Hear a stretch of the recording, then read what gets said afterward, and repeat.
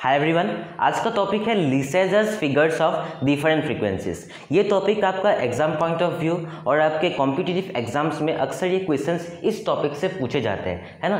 तो ये टॉपिक किसी बच्चों को समझ में नहीं आते, तो इसलिए आज हम कॉन्सेप्ट समझेंगे, है ना, डिटेल में समझेंगे और वो भी ग्राफिकल मेथड से, यानी कि हम लोग ग्राफ बनाकर इस बात को समझेंगे लीसेजर्स फिगर्स को। आप लोग देखिए, ये लीसेजर्स जो है, ये नीचे गिर गया। ये लीसेजर्स जो है वो कुछ बड़ा शब्द नहीं है, एक साइंटिस्ट का नाम है ना। इन्होंने कुछ फिगर्स बनाए थे, उसको हम लोग लीसेजर्स फिगर्स बोलते हैं, ठीक है ना। अब लीसेजर्स फिगर्स होता क्या है, देखिए ये साइंटिस्ट ने किया क्या कि जब दो वेव्स ऐसे भी जा सकते हैं, है ना, दो वेव्स मान लीजिए ऐसे भी जा सकते हैं एक ही डायरेक्शन में, या दो वेव्स परपेंडिकुलर भी जा सकते हैं। एक वेव इस प्रकार से गया, एक वेव इस प्रकार से गया, है ना।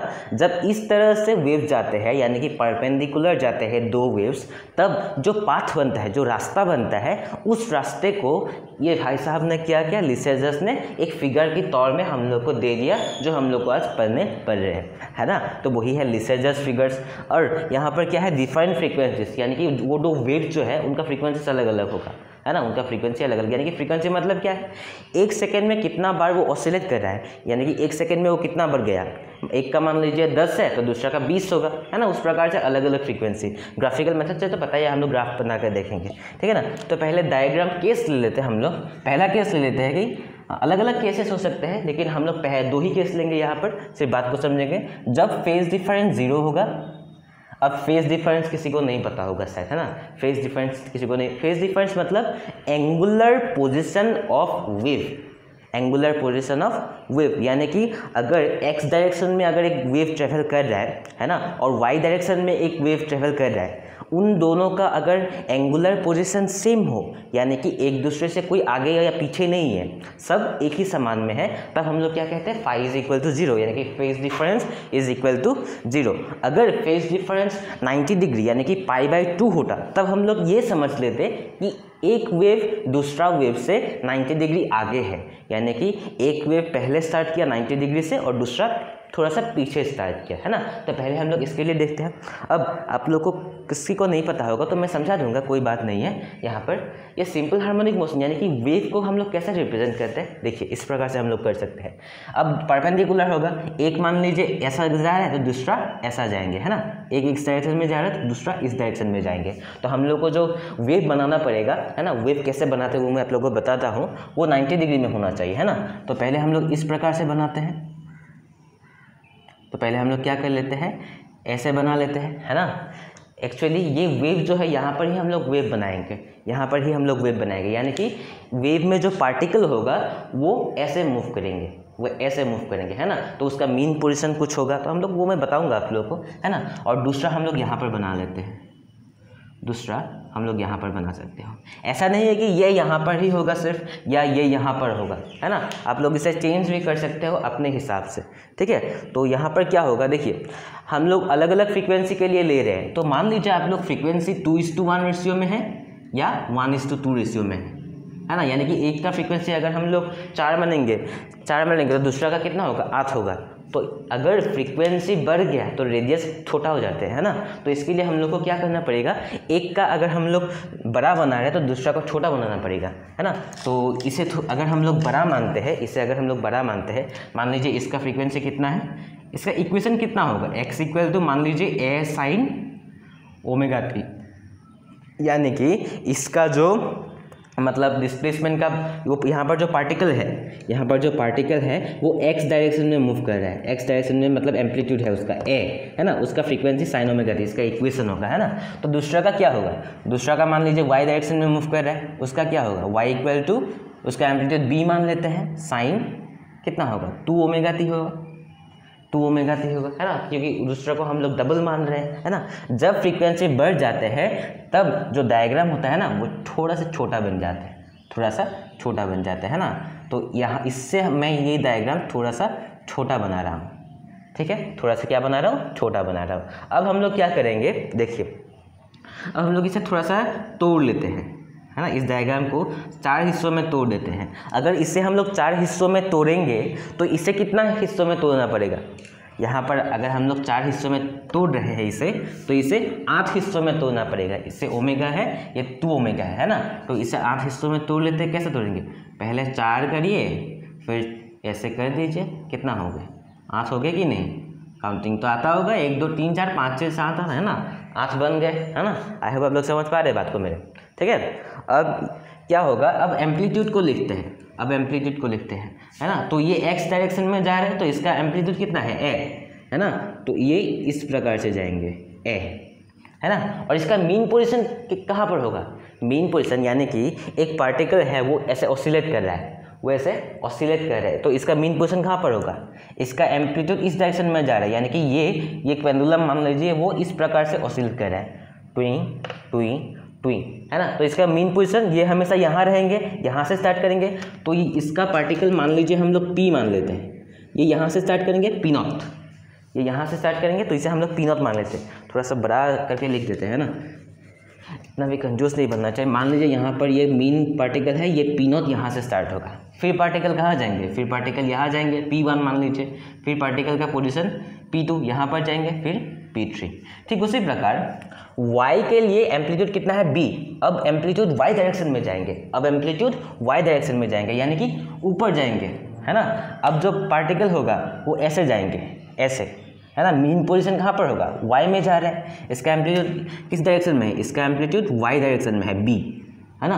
अब मीन पोजीशन मान लीजिए q पार्टिकल है तो q नॉट होगा, यहाँ से स्टार्ट करेंगे, वो यहाँ से स्टार्ट करेंगे, क्यों यहाँ से स्टार्ट करेंगे, क्योंकि इसका एम्पलीट्यूड y डायरेक्शन में है, यानी कि ये ऐसे मूव करेंगे, ऐसे, ठीक है। तो लोग समझ गए। तो Q1 Q2 लिख दीजिए, यहाँ पर Q1 होगा, यहाँ पर Q2 होगा, यहाँ पर Q3 होगा, यहाँ पर Q4 होगा, यहाँ पर Q5 होगा, यहाँ पर Q6 Q7 और यहाँ पर Q8, है ना। अब हम लोग का ये पोजीशन वाला पार्ट हो गया। अब हम लोग क्या करेंगे, सिर्फ इसे जोड़ना है, थोड़ा सा ही बाकी है यहाँ पर। देखिए अब हम लोग क्या करेंगे, पहला पार्टिकल कहाँ पर है, यहाँ पर P नॉट, तो पहला पार्टिकल यहाँ से गया, है ना, P नॉट पार्टिकल यहाँ है। अब Q नॉट कहाँ है, Q नॉट यहाँ पर है, तो इससे एक लाइन ड्रॉ करिए, है ना। तो पहला वाला पॉइंट हमें मिल गया।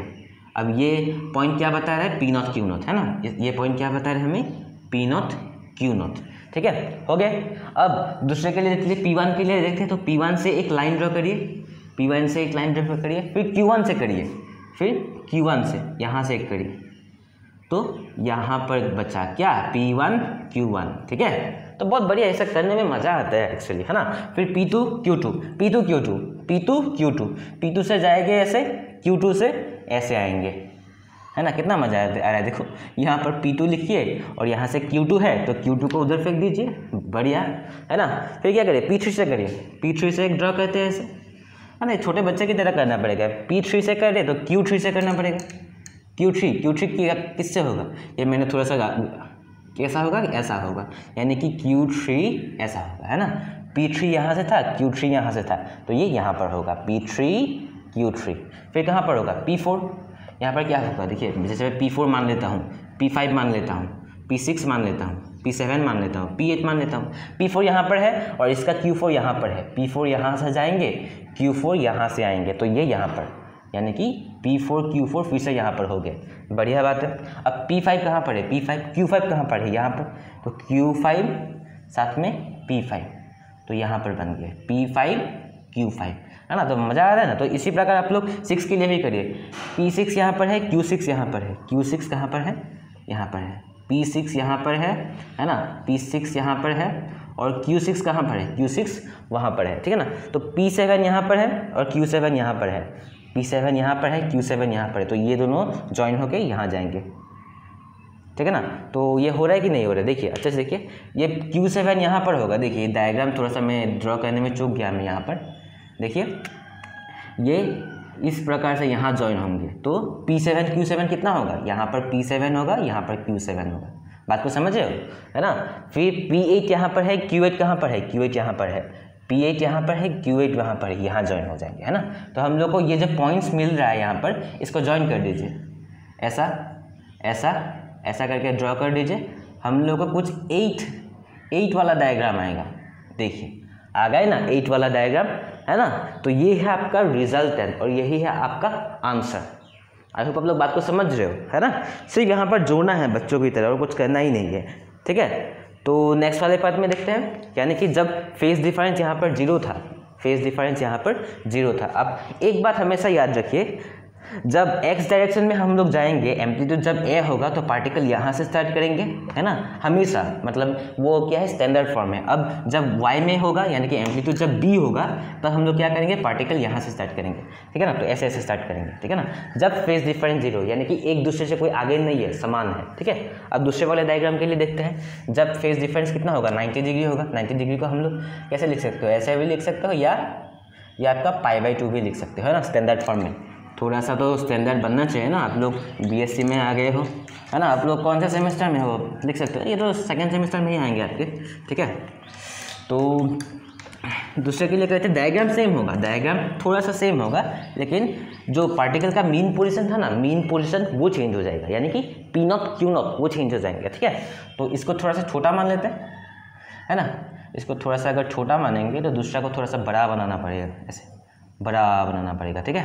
अब पार्टिकल कहाँ से स्टार्ट करेंगे, देखिए, अब मीन पोजीशन तो पहले यहाँ था, है ना। अगर ये b डायरेक्शन में, इसका एम्पलीट्यूड कहाँ पर है, इसका एम्पलीट्यूड अगर b है तो ये पार्टिकल यहाँ से स्टार्ट करेंगे और ये यहाँ से स्टार्ट करेंगे, P0, एम्पलीट्यूड अगर यहाँ पर a है, ठीक है।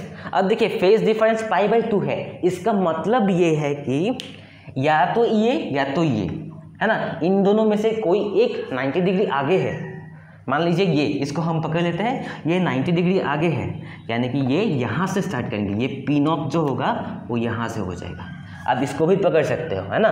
जब इसको पकड़ोगे तो ये ऐसा हो जाएगा, इसको आप लोग P0, ये 90 डिग्री आगे है, ये 90 डिग्री आगे है, तो आप लोग ऐसा कहोगे कि y डायरेक्शन में जो डिस्प्लेसमेंट हो रहा है वेव का, वो 90 डिग्री आगे है x से। लेकिन हम यहाँ पर क्या करेंगे, हम यहाँ पर करेंगे कि x में जो मूवमेंट हो रहा है वो 90 डिग्री आगे है, यानी पार्टिकल आप यहाँ से स्टार्ट करेंगे P0 से।